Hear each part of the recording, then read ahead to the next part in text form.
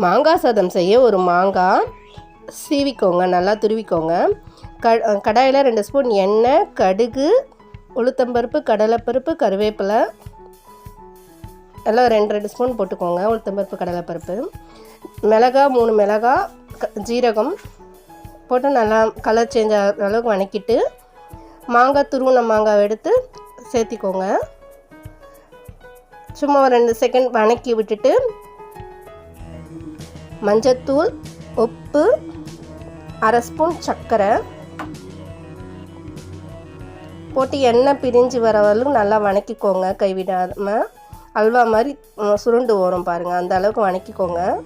வணக்கிட்டு